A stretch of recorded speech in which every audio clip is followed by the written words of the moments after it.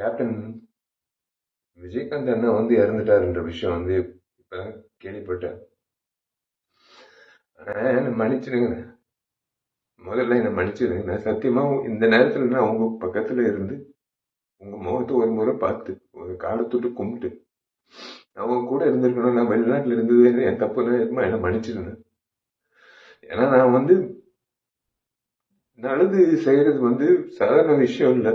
எங்களை மாதிரி ஆளுங்க நல்லது செய்யறது சாதாரண விஷயம் இல்லை. எங்கேயோ ஒரு ஒரு யாரோ யார்கிட்டயும் இந்த ஒரு கத்துக்கிட்டு இருந்திருக்கணும். அது நான் உங்ககிட்ட நான் கத்துக்கிட்டேன், சத்தியமா சொல்றேன். ஏன்னா உங்க அலுவலகத்துல வந்து கிட்டத்தட்ட 20 வருஷம் முன்னாடி நான் கேள்விப்பட்டிருக்கேன். நான் நிறைய முறை நிறைய பேர் சொன்னது நான் கேட்டிருக்கேன். உங்க அலுவலகத்துக்கு யாராவது பசியோட வந்தா நீங்க வந்து சோறு போட்டு அனுப்புவீங்க. அதே தான் நான் வந்து நானும் செய்யணும் அப்படின்னு இறங்கினேன். அதே மாதிரி நீங்க எவ்வளவு உதவி பண்ணியிருக்கீங்க இந்த சமுதாயத்துக்கு. இன்னைக்கு வந்து ஒரு அரசியல்வாதியோ ஒரு ஒரு நடிகர் சங்க முன்னாள் தலைவரோ இழந்ததை விட ஒரு நல்ல மனிதர் இழந்ததுதான் என்னால ஜீரணிக்க முடியலன்னு. இன்னைக்கு நடிகர் சங்கத்துல வந்து